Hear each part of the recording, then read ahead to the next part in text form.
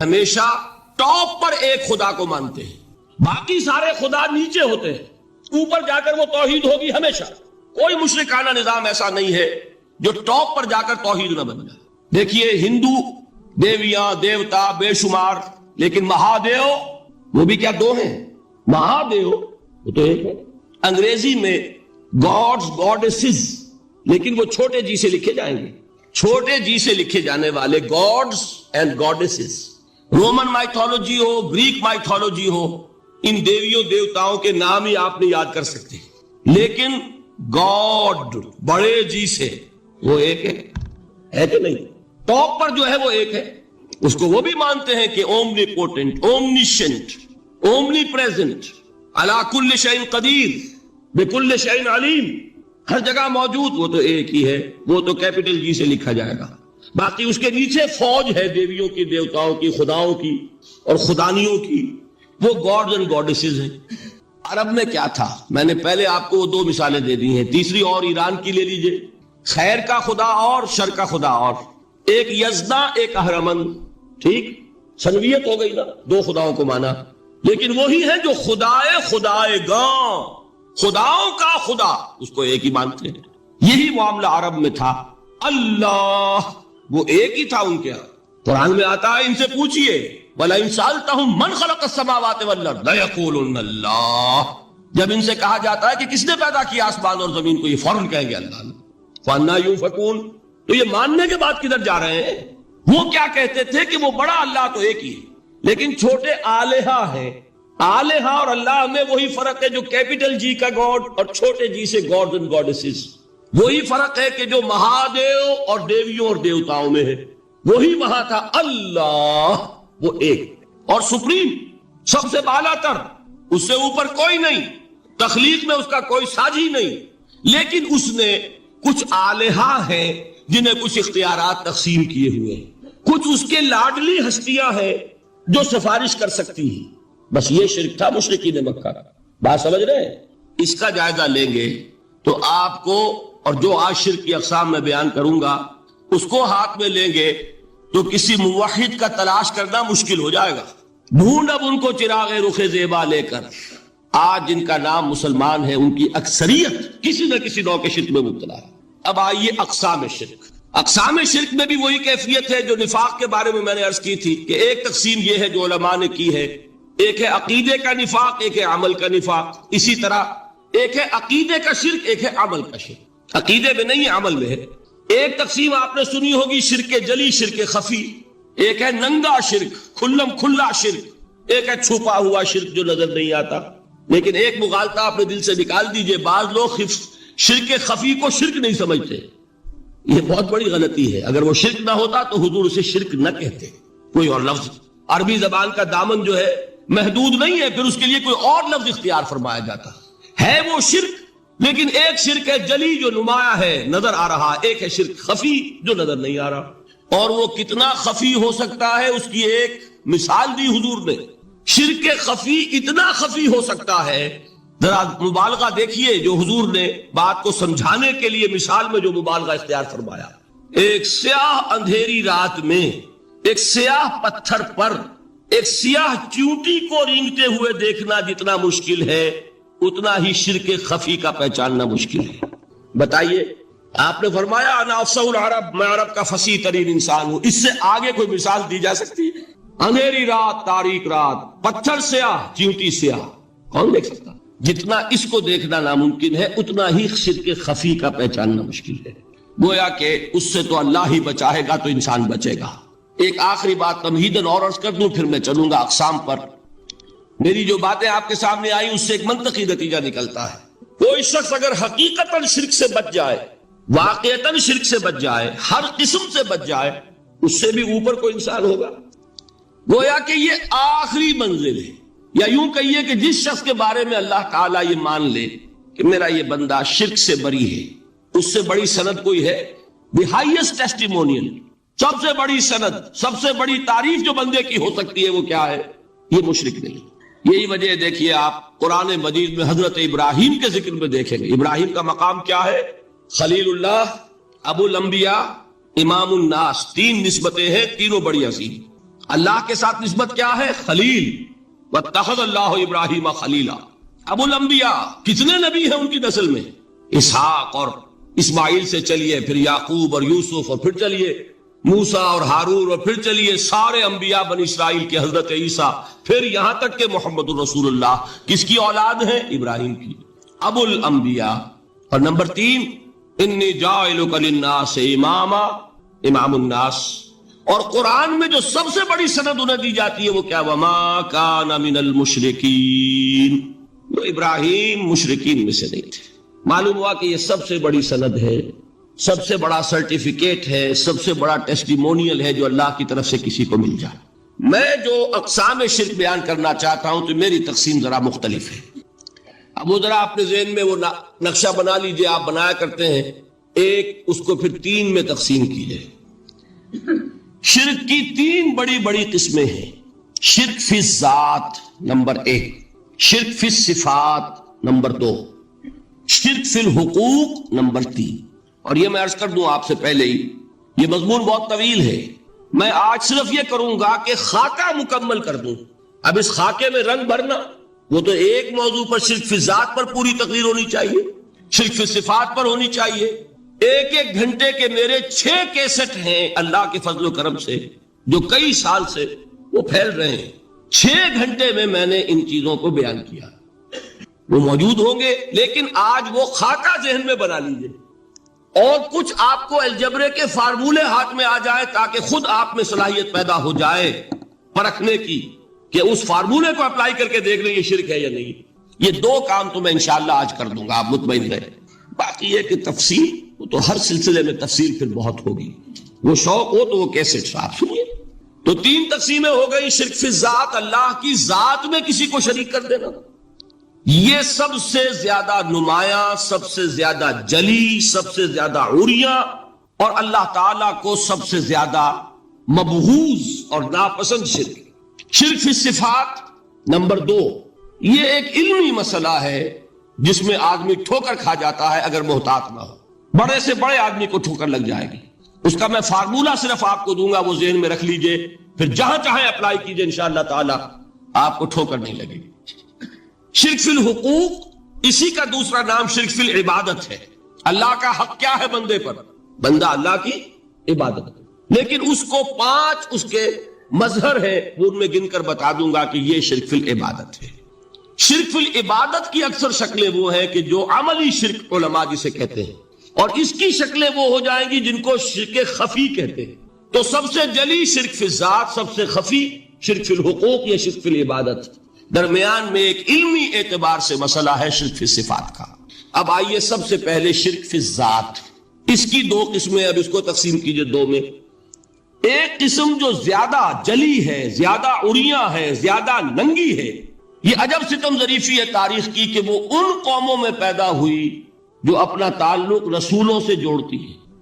کیا کہ کسی کو خدا کا بیٹا بنا دینا، بیٹی بنا دینا. اب ظاہر بات ہے بیٹا بیٹی بنا دینا بالکل ہم پلہ کر دیا کہ نہیں؟ نو وہی ہو گئی کہ نہیں؟ دیکھیے غور کیجئے. گدھے کا بیٹا گدھا ہوگا، گھوڑے کا گھوڑا ہوگا، خدا کا خدا ہوگا. انسانوں میں آ جائیے، سید کا بیٹا سید ہوگا، مغل کا بیٹا مغل ہوگا. یہ بالکل ہم کفو بنا دینے والی بات ہے، بالکل ہم پلہ، ہم جنس، ہم نو. یہ بدترین شرک ہے. اور آپ کو معلوم ہے یہ شرک کن میں پیدا ہوا؟ یہود کے ایک گروہ میں پیدا ہوا جنہوں نے حضرت عزیر کو خدا کا بیٹا قرار دیا. قالت الیہود عزیر ابن اللہ. سب سے زیادہ پیدا ہوا عیسائیوں میں جنہوں نے حضرت مسیح کو خدا کا بیٹا قرار دیا. اور واقعہ یہ کہ اس گمراہی میں ان سے آگے کوئی نہیں جا سکتا. ان بدبختوں نے یہاں تک صراحت کی ہے کہ مسیح خدا کا صلبی بیٹا ہے. اس لیے کہ 2 لفظ آتے ہیں، ایک ہوتا ہے ابن، ایک ہے ولد. ان میں ذرا فرق ہے. ابن کا لفظ عربی زبان میں کسی اور سینس میں بھی استعمال ہوتا ہے. ابن السبیل کسے کہتے ہیں؟ مسافر کو. کہ کیا وہ مسافر اور کیا وہ رستے کا بیٹا ہوتا ہے، سبیل کا بیٹا؟ ابن الوقت کسے کہتے ہیں؟ اپارچونسٹ. ابن الوقت کوئی اصول نہیں، گنگا گئے تو گنگا رام اور جمنا آئے تو جمنا داس. یہ کیا ہے؟ ابن الوقت. لیکن ابن کے معنی جو ہے وہ بیٹے کے بھی ہے، تو تعویل ہو سکتی ہے. لیکن انہوں نے ولد کہا ہے. ولد کسے کہتے ہیں؟ صلبی بیٹے. یہ بدترین شرک ہے۔ یہی وجہ ہے کہ قرآن مجید میں آپ دیکھیں گے کہ جتنا غضب اللہ کا ان پر بھڑکا ہے اس عقیدے پر، وَيُنذِرَ الَّذِينَ قَالُوا اتَّخَذَ اللَّهُ وَلَدًا، یہ قرآن نازل ہوا ہے محمد پر صلی اللہ علیہ وسلم تاکہ وہ خبردار کریں انہیں جنہوں نے یہ کہا ہے کہ اللہ نے کسی کو بیٹا بنایا۔ یہ سورہ کہف میں ہے، اور اگلی سورت سورہ مریم میں تو ایسا غضب اللہ کا ظاہر ہوتا ہے، وَقَالُوا اتَّخَذَ الرَّحْمَنُ وَلَدًا لَقَدْ جِئْتُمْ شَيْئًا إِدًّا تَكَادُ السَّمَاوَاتُ يَتَفَطَّرْنَ مِنْهُ وَتَنشَقُّ الْأَرْضُ وَتَخِرُّ الْجِبَالُ هَدًّا أَن دَعَوْا لِلرَّحْمَنِ وَلَدًا وَمَا يَنبَغِي لِلرَّحْمَنِ أَن يَتَّخِذَ وَلَدًا۔ انہوں نے کہا کہ رحمان نے کسی کو بیٹا بنایا۔ تم بہت بڑی گستاخی کی بات کر رہے ہو، تمہاری اس گستاخی کی وجہ سے آسمان پھٹ پڑنے کو ہے، زمین شق ہو جانے کو ہے، اور قریب ہے کہ پہاڑ ایک دھماکے کے ساتھ گر جائیں، کہ انہوں نے خدا کے لیے بیٹا تسلیم کر دیا۔ حالانکہ اللہ رحمان، اس کی شان اس سے بہت بلند و بالا ہے کہ اس کے کوئی بیٹا ہو۔ اس کی وجہ بھی سمجھ لیجئے کہ بیٹے کی ضرورت کسے ہوتی ہے؟ جو خود فانی ہو۔ کیوں ہے آپ کو طلب بیٹے کی؟ ہم نہ ہوگے ہمارا نام زندہ رہے گا، یہ ایک اٹرنل ہونے کی خواہش ہے، انہیرنٹ، نام چلے گا۔ اسی لیے بیٹی سے آدمی سمجھتا ہے کہ نام نہیں چلتا۔ یہ طلب جو ہے بیٹے کی کیوں ہے؟ بیٹے سے نسل چلتی ہے۔ اس کی ضرورت کس کو ہے؟ جو خود فانی ہے۔ وَمَا يَنبَغِي لِلرَّحْمَنِ أَن يَتَّخِذَ وَلَدًا، جو خود باقی ہے ہمیشہ کے لیے، اس کو کوئی احتیاج نہیں۔ تو آپ نے بات سمجھ لی، میں بہت مختصر بات کروں گا آج۔ اسی طریقے سے حضرت ابراہیم کی نسل سے تھے جو مکے کے لوگ اور عرب کے لوگ، بنی اسماعیل، جو موحد کامل تھا ابراہیم، جس کو اتنی مرتبہ سند ملی وما کان من المشرکین، ان کی نسل میں وہ لوگ تھے جنہوں نے فرشتوں کو خدا کی بیٹیاں بنا دیا۔ یہ جو ان کی دیویاں تھیں یہ مؤنث، لات، عزا، منات، یہ سب کیا مؤنث نام ہے۔ انہوں نے یہ کہا کہ فرشتے جو ہیں وہ خدا کی بیٹیاں۔ اصل میں عقیدہ کیسے ہوتا ہے؟ انہوں نے کہا بڑے لاڈلے ہیں، لاڈلی ہوتی ہے بیٹی بہت زیادہ، تو یہ خدا کی بیٹیاں ہیں۔ ہوتے ہوتے ان کا یہ عقیدہ ایسا پکا ہوا کہ بجائے استعارے کے اب انہوں نے حقیقت بنا دیا، یہ خدا کی بیٹیاں۔ ان پر قرآن مجید نے کئی جگہ پر ذرا ایک لطیف انداز میں تنزیہ پیرائے میں بھی کہا ہے کہ بھائی تم نے خوب کیا، انہوں نے الاٹ کیا تو بیٹا تو کیا، تم نے اللہ کو الاٹ کی تو بیٹیاں کی، جو تمہیں خود پسند نہیں۔ الکم البنون، تمہارے لیے بیٹے ہو، وَلَهُ الْبَنَاتُ، اور اس کے لیے بیٹیاں۔ تو یہ تو ذرا ایک لطیف انداز ہے، تنزیہ پیرایا ہے، لیکن ان تینوں کو اب آپ ایک جگہ کر لیجئے۔ بیٹا بیٹی قرار دینے کا شرک، یہ کیا ہے؟ شرک فی الذات، ہر اعتبار سے اللہ کا مثل بنا دینا، ہم کف بنا دینا، ہم پلہ بنا دینا، ذات میں شریک کر دینا، یہ بدترین شرک ہے۔ یہی وجہ ہے، دیکھیے قرآن مجید کی عظیم ترین سورت کون سی ہے؟ سورہ اخلاص، جو 1/3 قرآن کے مساوی حضور نے قرار دیا، جس کو سنو سے قرآن کے مساوی، وہ در حقیقت اسی شرک کی نفی پر ہے۔ قل هو اللہ احد اللہ الصمد لم یلد ولم یولد ولم یکن لہ کفوا احد۔ یہی آیا اس میں سورہ بنی اسرائیل کی آیت آخری میں نے سنائی تھی، وَقُلِ الْحَمْدُ لِلَّهِ الَّذِي لَمْ يَتَّخِذْ وَلَدًا، کہو کہ کل شکر اور کل تعریف اس اللہ کے لیے جس نے کسی کو اپنا بیٹا بیٹی نہیں بنایا۔ ولد دونوں پر جاتا ہے، اولاد جیسے آپ کہتے ہیں، اولاد بیٹا بیٹی شریک ہوتے ہیں، نہ اس کا کوئی بیٹا نہ اس کی کوئی بیٹی، نہ وہ جنا گیا نہ اس نے کوئی جنا۔ ایک قسم تو یہ ہوئی شرک فی الذات کی۔ دوسری قسم کیا ہے؟ یہ ان مذاہب میں ہوئی ہے جو نبیوں اور رسولوں کی طرف نسبت نہیں رکھتے بلکہ فلسفیانہ مذاہب ہیں۔ ہندوستان کے اکثر مذاہب فلسفیانہ ہیں۔ فلسفیانہ مذاہب میں یہ شرک فی الذات کس شکل میں پیدا ہوا؟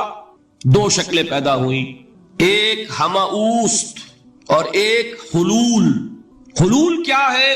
اللہ نے کسی انسان کے اندر اپنے آپ کو حل کر دیا، انسانی شکل میں وہ خود ظاہر ہو گیا، اوتار کا عقیدہ، انگلش میں گاڈ انکارنیٹ۔ عیسائیوں میں بھی حضرت مسیح کو گاڈ انکارنیٹ بھی قرار دیا گیا، خود خدا نے یہ شکل اختیار کر لی۔ رام چندر جی ہوں، کرشن جی مہاراج ہوں، کیا ہے؟ یہ اوتار ہیں، اللہ نے ان میں حلول کیا یا اللہ نے ان کی شکل میں ظہور کیا۔ سمجھ میں آگے؟ اور ایک عقیدہ کیا ہے؟ یہ بڑا فلسفیانہ مسئلہ ہے، دیکھیے بڑا ٹیڑھا مسئلہ ہے یہ، لیکن میں اس وقت اس کی تفصیل میں نہیں جاؤں گا، بہت باریک باتیں ہو جائیں گی۔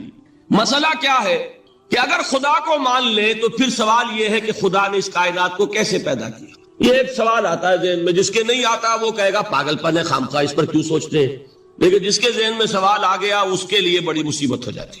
وہ تو سوچتا ہے انسان کا اختیار نہیں ہوتا اپنے ذہن پر. وہ لاکھ روکے اسے مت سوچو، وہ اور سوچے گا. یہ مصیبت ہے فلسفیوں کی. کیسے پیدا کی؟ اب ایک تصور تو یہ ہے کہ جیسے یہ میز ہے، بڑھئی نے بنایا اس کو، بڑھئی علیحدہ ہے، میز علیحدہ ہے. لیکن اس میں یہ بات ماننی پڑے گی کہ پہلے کوئی چیز تھی جس سے میز بنائی. لکڑی تو تھی نا، اس سے میز بنائی. لہذا ہندوؤں میں ایک عقیدہ یہ ہے کہ خدا بھی قدیم، مادہ بھی قدیم. خدا نے اس مادے سے یہ شے بنا دی، مادے سے یہ بنا دی. وہی مٹی کی تغاری ہوتی ہے، کمہار اس سے کوئی رکابی بنا دیتا ہے، کوئی وہ ہنڈیا بنا دیتا ہے، کوئی گھڑا بنا دیتا ہے. مٹی تو ہے نا پہلے. تو مادہ بھی قدیم، خدا بھی قدیم، اور مادے سے خدا نے یہ شکلیں بنا. ٹھیک، یہ بھی سنویت ہو گئی، توحید تو ختم ہو گئی. تو جن لوگوں کا ذہن تھا توحیدی لیکن اس مسئلے میں الجھ گئے، انہوں نے ایک اور شکل تجویز کی کہ خدا خود ہی اس شکل میں تبدیل ہو گیا. کیسے؟ جیسے برف پگھلتی ہے تو پانی بن جاتا ہے. پانی کہاں سے آیا؟ برف سے. اب کوئی پوچھے برف کہاں ہے؟ بھائی یہی پانی ہے، یہی برف ہے یا نہیں؟ اسی پانی کو آگ کے اوپر آپ نے رکھ دیا، وہ بھاپ بن گئی. اب آپ کہیں برف کہاں ہے، پانی کہاں ہے؟ یہی بھاپ جو ہے یہی در حقیقت پانی ہے، یہی بھاپ جو ہے یہی برف ہے. یہ ہے وہ ہماؤس پینتھیزم جس کو انگریزی میں کہتے ہیں، کہ خود خدا نے روپ دھار لیا اس کائنات کا. یہ دو فلسفے ہیں. کیا ہے یہ؟ بدترین شرک ہے. پہلی، اگر شکل ہے تو وہ انسان خدا قرار پا گیا، جس کو اوتار مانا وہ خدا ہو گیا کہ نہیں. اور دوسری شکل میں تو ہر چیز ہی خدا ہے، یہ بھی خدا، یہ بھی خدا، پتھر بھی خدا، درخت بھی خدا، ہر چیز خدا. اس لیے کہ وہ برف پگھلی ہے تو پانی بنا ہے. وہ پانی چاہے زیر زمین آ رہا ہے، وہ پانی چاہے زمین کے اوپر دریا کی شکل میں آ رہا ہے یا زمین میں سوتے چل رہے ہیں، پانی تو وہی برف ہے جو پہاڑوں پر ہمالیہ پر پڑا ہوا ہے، وہی پگھل رہا ہے، یہ کچھ بن رہا. یہ ہے شرک فی الذات کی دوسری قسم جو دنیا میں رہی، پینتھیزم اور انکارنیشن یا حلول اور ہماؤس. سمجھ میں آگے؟ اب میں ایک بات آپ سے عرض کروں گا. اللہ کا اس امت پر بہت بڑا فضل ہے جس کا آپ کو شکر ادا کرنا چاہیے. اس نوع کے شرک سے یہ امت 15ویں صدی شروع ہو جانے کے باوجود تاحال بحیثیت مجموعی محفوظ ہے. میں نے بحیثیت مجموعی کہا ہے. کوئی افراد یا عوام الناس یا جوہلا یا شعراء یا نعت گو وہ مبالغہ آرائی میں کوئی بات کہہ دیتے ہو تو وہ علیحدہ بات ہے. لیکن مسلمانوں میں کوئی مستند فرقہ اور اس کے جو مستند عقائد ہیں ان میں الحمدللہ آج تک ایسی کوئی چیز شامل نہیں. اس کا جب آپ تقابل کریں گے نا، آپ کا کیا خیال ہے عیسائیوں کو حضرت مسیح سے کتنی محبت تھی؟ اس کا تقابل کیجئے جو محبت مسلمانوں کو رہی حضور کے ساتھ. عیسائیوں کی محبت عشر عشیر نہیں بنے گی. اس محبت کے باوجود کہ ہمیں 10 گنا 100 گنا 1000 گنا زیادہ محبت ہے حضور کے ساتھ، لیکن دیکھیے کہ انہوں نے خدا کا بیٹا بنا دیا. یہاں کسی نے حضور کے بارے میں یہ بات آج تک کہی؟ یہ بہت بڑا کنٹراسٹ ہے نا. یہ در حقیقت عقیدت اور محبت کا غلو ہوتا ہے. تو عقیدت اور محبت کی کمی تو یہاں بھی نہیں، الحمدللہ ان سے زائد ہے. لیکن الحمدللہ ثم الحمدللہ ثم الحمدللہ خدا کا بیٹا تو کسی نے نہیں بنایا. اچھا میں ایک اور کنٹراسٹ آپ کو دکھاتا ہوں تاکہ آپ اللہ کا شکر کریں. حضرت علی کی کیا نسبت ہے حضور کے ساتھ؟ نبی اور امتی. حضرت علی کو خدا کہنے والے پیدا ہوئے کہ نہیں؟ بتائیے نا. کیا وجہ ہے کہ علی کو خدا کہنے والے پیدا ہوئے لیکن محمد کو خدا کہنے والا پیدا نہیں ہوا صلی اللہ علیہ وسلم ورضی اللہ تعالی عنہ؟ بہت اہم بات ہے، غور کیجیے گا. حالانکہ حضرت علی کا رتبہ کہاں، حضور کا کہاں. آج بھی آپ دیکھیے آپ کے جاہل عوام کے زبان پر نعرہ یا علی مدد کا ہوتا ہے، یا محمد مدد کسی نے کہا آج تک؟ یہ یا محمد لکھنے کے کام آتا ہے. صرف وہ مسجد پہ لکھ دو تاکہ پتہ چل جائے یہ فلاں فرقے کی مسجد ہے، دوسرا خود ہی بھاگ جائے وہاں سے. یہ صرف اس کام کے لیے ہے. باقی جہاں اصل میدان میں بات آتی ہے کوئی نعرہ لگاتا ہے یا محمد مدد، محمد کا رتبہ اونچا یا علی کا، تو ان سے کیوں نہیں مدد مانگی؟ یہ سوالات آپ کے سامنے رکھ رہا ہوں میں. پھر یہ کہ جس طریقے سے کہ غوث اعظم کو پکارا جاتا ہے، کیا محمد کو پکارا جاتا ہے؟ کیا نسبت ہے؟ حضرت علی تو پھر بھی صحابی ہے، خلیفہ چہارم ہے، حضور کے چچا داد بھائی ہے، داماد ہے. غوث اعظم تو بہرحال وہ نسبت تو نہیں ہے. دیکھیے میں اس کا تعلق جوڑتا ہوں ختم نبوت سے. جس طرح اللہ نے خصوصی حفاظت فرمائی ہے قرآن کی، اسی طرح خصوصی حفاظت فرمائیے محمد الرسول اللہ. یہ اسپیشل پروٹیکشن ہے، ورنہ نہیں ہو سکتی تھی. یہ خصوصی تحفظ ہے اللہ. یہاں بگاڑ پیدا ہو جائے تو صحیح کون کرے گا؟ حضرت مسیح کی اصل حقیقت تو حضور نے آگے بتا دی. ذالک عیسی ابن مریم قول الحق الذی فیہ یمترون ما کان للہ ان یتخذ ولدا سبحانہ. یہ حضور نے آ کر حضرت مسیح کی حقیقت بیان کر دی کہ نہیں؟ سورہ مریم کی یہ آیات سنی تھی نجاشی رحمت اللہ علیہ نے جب حضرت جعفر ابن ابی طالب کی زبان سے، تو کیا کہا تھا تنکا اٹھا کر، خدا کی قسم جو ان آیات میں مسیح کا مقام بیان ہوا ہے، مسیح اس سے تنکا بھر بھی زیادہ نہیں. لیکن اگر محمد الرسول اللہ کو خدا کا بیٹا بنا دیا گیا ہوتا یا خدا بنا دیا گیا ہوتا تو کون آتا اس کی اصلاح کے؟ جیسے قرآن مجید کا تحفظ ہے ایسے ہی محمد الرسول اللہ کا تحفظ ہے. وہ تحفظ ہوا کیسے ہے؟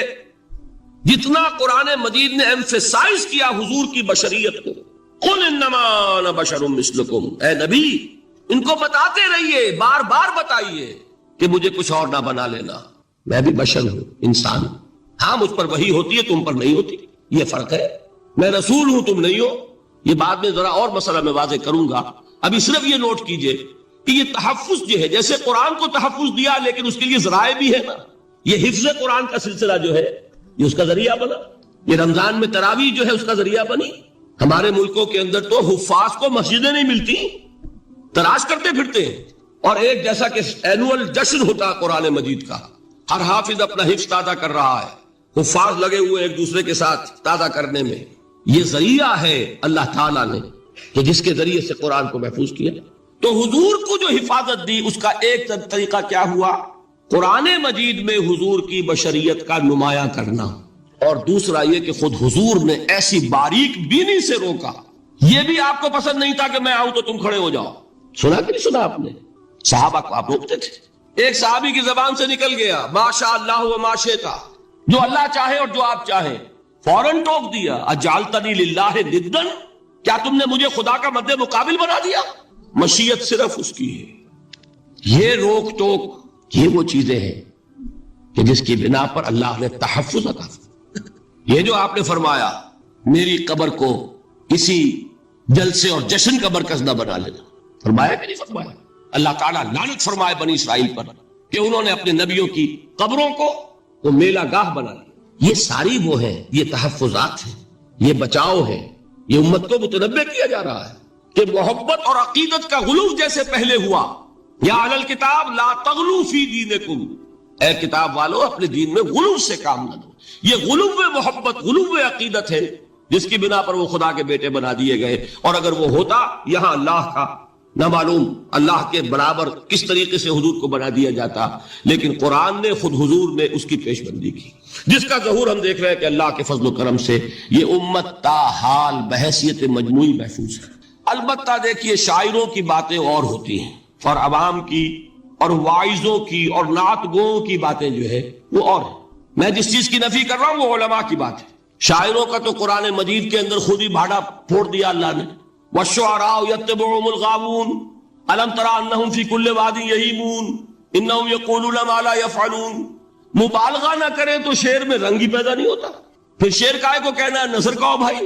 مبالغے سے اس میں ایک تاثیر پیدا ہو. وہ مبالغے ہمارے شاعروں نے ہمارے نعت گاؤں نے کیے ہیں، اور اس میں اللہ تعالیٰ انہیں معاف کرے بالکل اوتار کر الفاظ بھی استعمال کر دیے. وہی جو مستوی عرش تھا خدا ہو کر اتر پڑا وہ مدینے میں مصطفیٰ ہو کر.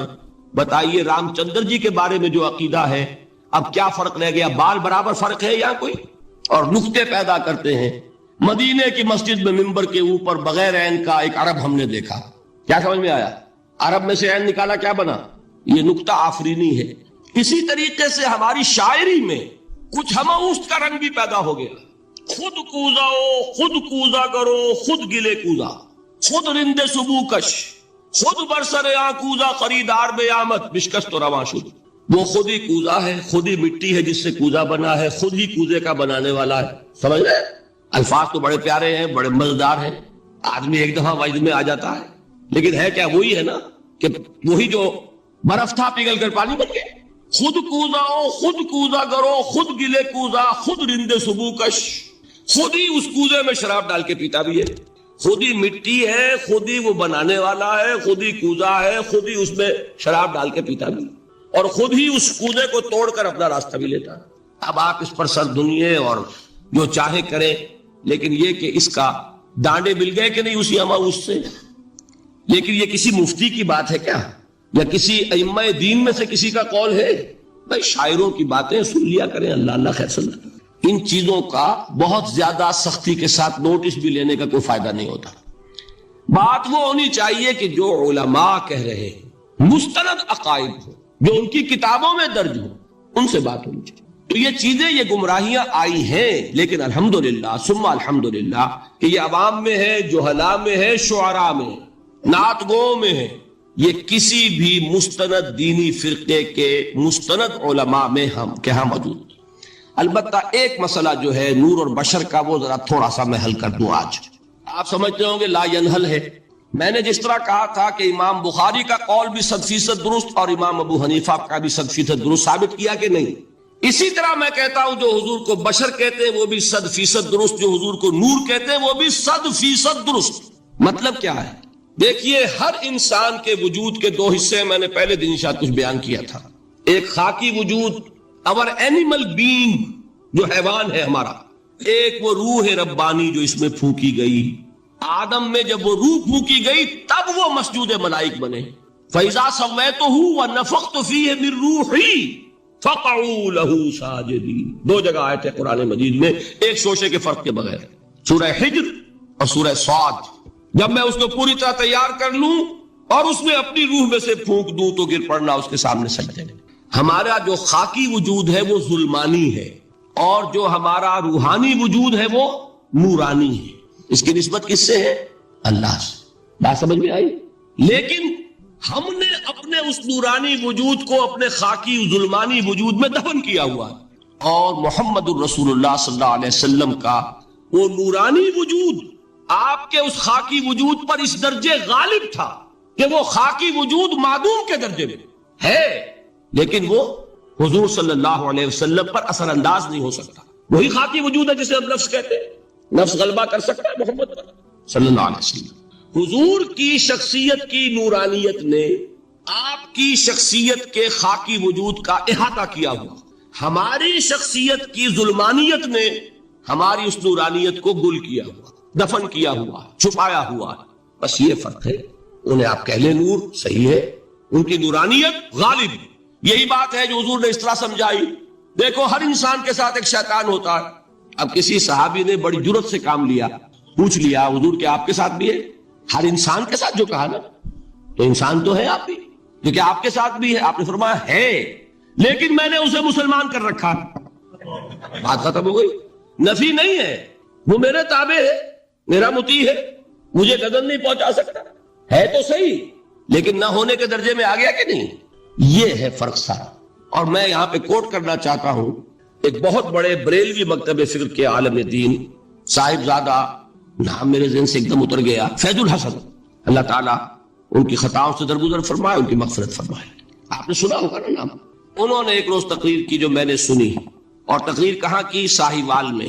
وہاں کا ایک بہت مشہور چوک ہے، مہاجرین، مسجد مہاجرین کہلاتی ہے، وہاں تقریر تھی، میں نے سنی۔ ان کے الفاظ یہ تھے کہ کیا آپ لوگ ہمیں جاہل سمجھتے ہیں؟ کیا ہمیں عربی نہیں آتی؟ کیا ہم نے قرآن نہیں پڑھا جس میں بار بار یہ لکھا ہوا ہے کہ حضور بشر ہیں؟ حضور بشر ہیں، لیکن اصل میں ہم حضور کی بشریت کو نمایاں کرنے کو سوء ادب سمجھتے ہیں۔ بات سمجھیے آپ نے، اس قدر پیاری بات ہے۔ انہوں نے کہا کہ آپ کے باپ کا نام کیا ہے؟ عبد الرحمان۔ آپ عبد الرحمان کہہ کے پکارتے ہیں انہیں؟ ابا جان۔ ابھی آپ نے وہ آیات سنی، حضرت ابراہیم نے اپنے مشرک باپ کو یا ابت ہے، یا ابت ہے، بڑا پیارا ترجمہ کیا، ابا جان، ابا جان۔ کیا نام لیں گے؟ آپ کے باپ کا نام ہے، نام نہیں لیتے آپ، کیوں؟ ادب کی وجہ سے۔ اسی وجہ سے ہم در حقیقت حضور کی بشریت کو نمایاں کرنے کو سوء ادب سمجھتے ہیں، ورنہ کوئی ہم جاہل ہیں، ہمیں عربی نہیں آتی، ہم نے قرآن نہیں پڑھا، اب جانتے ہیں کہ وہ بشر۔ بات سمجھ میں آئی؟ کتنی آسانی سے مسئلہ حل ہوتا، بشرطے کہ نیت حل کرنے کی ہو۔ آخر آمنہ کے بیٹے ہیں، عبداللہ کے بیٹے ہیں، عبد المطلب کے پوتے ہیں، بچپن آپ پر گزرا ہے، لڑکپن آپ پر گزرا ہے، نوجوانی آپ پر آئی ہے، جوانی آپ پر آئی ہے، شادی آپ نے کی ہے، اولاد آپ کی ہے۔ کون بے وقوف احمق ہوگا کہ جو آپ کی بشریت کا انکار کرے گا؟